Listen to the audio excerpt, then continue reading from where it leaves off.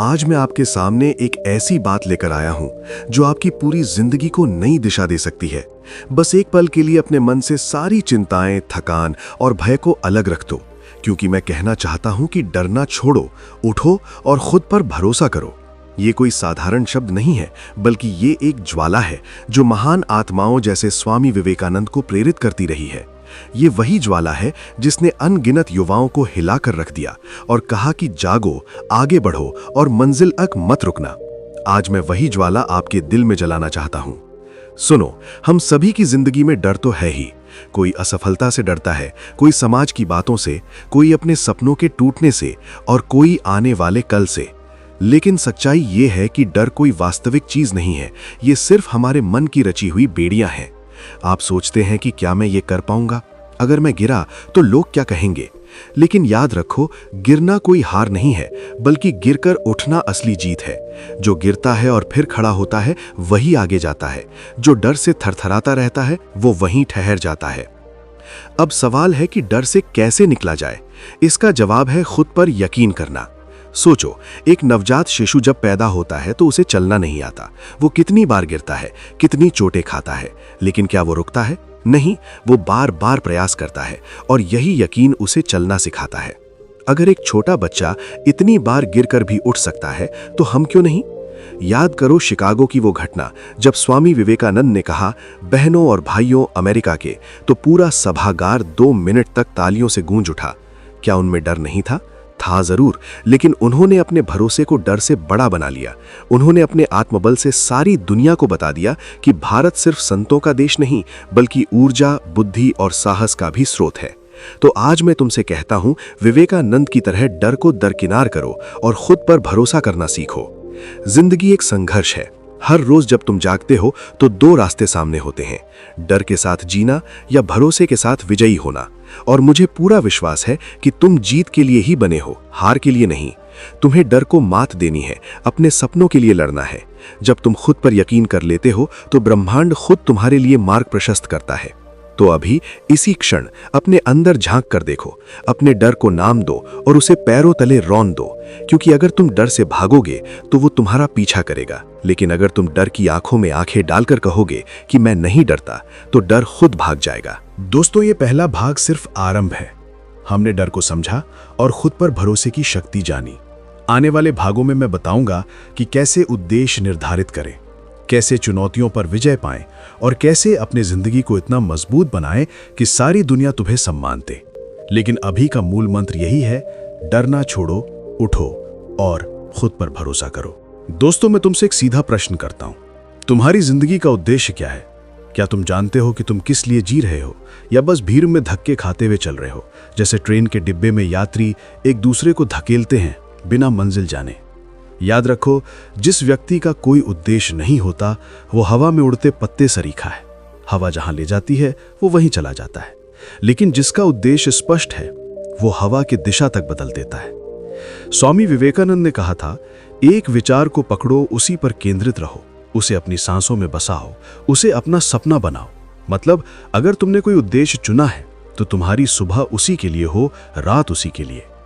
सोचो, अगर तीर चलाना है और निशाना ही धुंधला है, तो क्या तीर कभी सही जगह लगेगा? नहीं ना। इसी तरह जिंदगी में अगर उद्देश्य साफ नहीं तो सारी मेहनत व्यर्थ हो जाती है। अधिकांश लोग अपनी जिंदगी इसलिए बर्बाद कर देते हैं क्योंकि वे सोचते हैं कि आज का दिन निकल जाए बस। उन्हें डर है कि बड़ा सपना देखा और फेल हो गए तो। वे दूसरों की नकल करते रहते हैं, वो डॉक्टर बना तो मैं भी। लेकिन सुनो, दूसरों की नकल से कोई महान नहीं बनता। महान वही होता है जो अपने दिल की सुनता है। जब तुम उद्देश्य तय कर लेते हो तो सारा संसार तुम्हारी सहायता करता है। जैसे नदी का पानी बिखरा रहता है तो कुछ नहीं, लेकिन जब उसे बांधकर टरबाइन से गुजारो तो बिजली बन जाती है। वैसे ही इंसान की ऊर्जा अगर बिखरी हो तो कुछ हासिल नहीं, लेकिन जब एक उद्देश्य पर केंद्रित हो तो पहाड़ चीर सकती है। अब मैं तुम्हें कुछ सरल लेकिन प्रभावी कदम बताता हूं।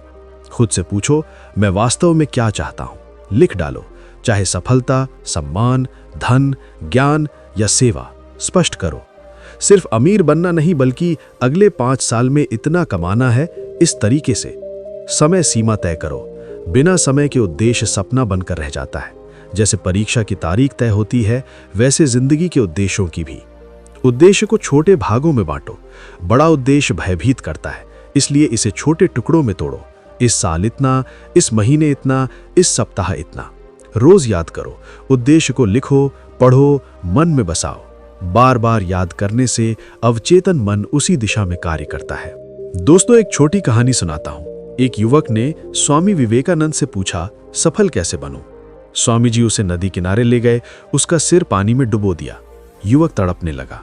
बाहर निकालकर बोले, जैसे तुम सांस के लिए तड़प रहे थे, वैसे अगर उद्देश्य के लिए तड़पोगे तो कोई नहीं रोक सकता।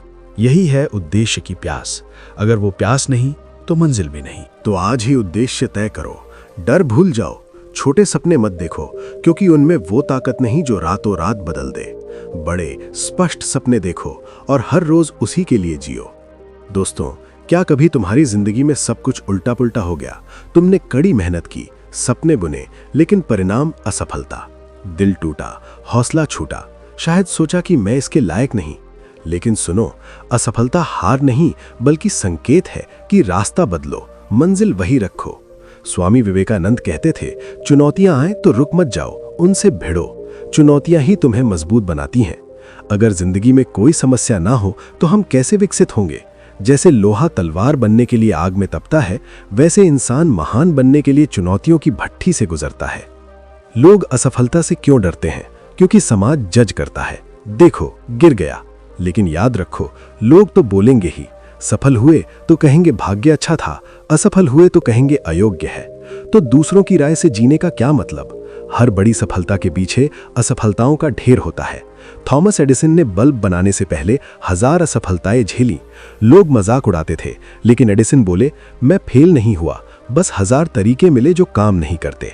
APJ Abdul Kalam, missile man, उनकी पहली मिसाइल परीक्षण फेल हुई, लेकिन उन्होंने नहीं रुके। अगर रुकते तो भारत की रक्षा इतनी मजबूत ना होती। अब व्यावहारिक तरीके बताता हूं। असफलता को शत्रु नहीं, गुरु मानो। वो बताती है कहां कमी थी। भावनाओं पर काबू रखो। दुख गुस्सा सामान्य है, लेकिन 24-48 घंटे बाद उठो, नई योजना बनाओ। नकारात्मक लोगों से दूर रहो, ऐसे साथ चुनो जो कहें तू कर सकता है। चुनौती को परीक्षा समझो, पास हुई तो मजबूत बनोगे। धैर्य रखो, सफलता समय लेती है, जैसे बीज बोने से फल तुरंत नहीं मिलता। एक भारतीय उदाहरण, धीरूभाई अंबानी, रिलायंस के संस्थापक। शुरू में गरीबी, व्यापार में असफलता, लोग हंसे, लेकिन वे बोले, बड़े सपने तो बड़े रास्ते बनाते हैं। आज रिलायंस विश्व की शीर्ष कंपनियों में है। अगर वे रुकते तो नाम कहां? तो अगर तुम असफल हुए तो बधाई, मतलब तुम प्रयास कर रहे हो।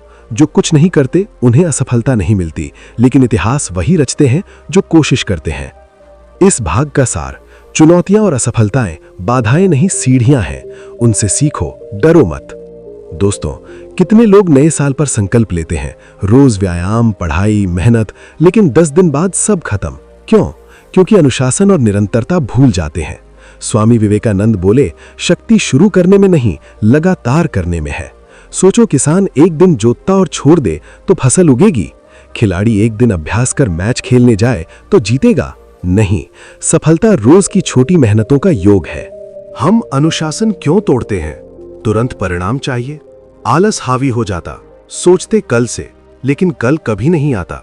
बड़ा बदलाव छोटी आदतों से आता है।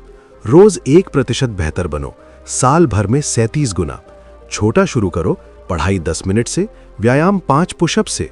समय फिक्स करो, ट्रैक रखो, कैलेंडर में निशान लगाओ, इनाम दो खुद को। साथ ही ढूंढो, जवाबदेही बढ़ती है। उदाहरण, मिल्खा सिंह, फ्लाइंग सिख। बचपन में दुख, लेकिन फैसला, रोज दौड़ूंगा चाहे मौसम कैसा हो। अनुशासन ने उन्हें महान बनाया। अगर सिर्फ प्रतिभा पर निर्भर रहते तो नाम कहां? तो वादा करो, हर दिन उद्देश्य के लिए कदम उठाऊंगा, आलस त्यागूंगा, रुकूंगा नहीं। अनुशासन सपनों को हकीकत से जोड़ता है। दोस्तों, कभी गौर किया, सुबह सोचो दिन खराब जाएगा तो वाकई बिगड़ जाता है, लेकिन शानदार सोचो तो मुश्किलें भी पार हो जाती हैं। क्यों? क्योंकि विचार हकीकत बनाते हैं। स्वामी विवेकानंद बोले, हम वही बनते हैं जो सोचते हैं। सकारात्मक सोचो। अगर बार बार कहो मैं कमजोर हूं तो मन मान लेगा, लेकिन कहो मैं सक्षम हूं तो ऊर्जा बढ़ेगी। नकारात्मक सोच जहर है, आत्मविश्वास खाती, डराती, सपनों को मारती। सकारात्मक सोच मतलब मुश्किलें नहीं आएंगी बल्कि तैयार रहोगे। आत्मसंवाद सबसे महत्वपूर्ण, सकारात्मक रखो। सुबह कहो, दिन शानदार होगा, मैं सक्षम हूं। नकारात्मक शब्द हटाओ, सकारात्मक लोगों के साथ रहो। विजुअलाइजेशन करो, मंजिल को देखो जैसे हकीकत हो। असफलता में कहो, सीखा, अगली बार बेहतर। उदाहरण, MS धोनी। शुरुआत कठिन, लोग कहते गांव वाला क्या करेगा, लेकिन सकारात्मक सोच, मैं जीतूंगा। आज कैप्टन कूल। विचार बदलो, बीज जैसे, अच्छे बो, अच्छी फसल। दोस्तों, क्या बड़ा सपना देखा लेकिन डर से छोड़ा? बड़े सपने दिलेरों के होते हैं जो जोखिम लेते हैं। स्वामी विवेकानंद बोले, डरपोक सफल नहीं होता, साहसी बनो, जोखिम उठाओ। कंफर्ट जोन में रहोगे तो सामान्य रहोगे, अलग होना है तो साहस दिखाओ। जोखिम क्यों नहीं लेते? डर से। लेकिन बिना जोखिम नई चीज नहीं। साहस मतलब सही के लिए खड़ा होना। छोटे जोखिम से शुरू, तैयारी पूरी, हार स्वीकार, कैलकुलेटेड रिस्क। डर को साथी बनाओ। उदाहरण, राइट ब्रदर्स। लोग हंसे लेकिन साहस से हवाई जहाज दिया। आज ही कदम उठाओ, साहस सपनों को हकीकत बनाता है। दोस्तों, इतिहास में नाम अमर क्यों होते? क्योंकि उन्होंने दूसरों की जिंदगी बदली। महानता नेतृत्व और सेवा में है। स्वामी विवेकानंद बोले, सेवा करने वाला सच्चा नेता। नेतृत्व मतलब रास्ता दिखाना, प्रेरित करना, सेवा करना। नेता आदेश नहीं देता, साथ ले चलता। सेवा मजबूत बनाती, सम्मान अमर। करके दिखाओ, सुनो, समस्याएं हल करो, स्वार्थ त्यागो, सेवा प्राथमिक। उदाहरण, महात्मा गांधी। सत्य अहिंसा से आजादी दिलाई, सेवा से नाम अमर। वादा करो, समाज के लिए जीऊंगा, दूसरों को उठाऊंगा। एक नेता दुनिया बदल सकता है।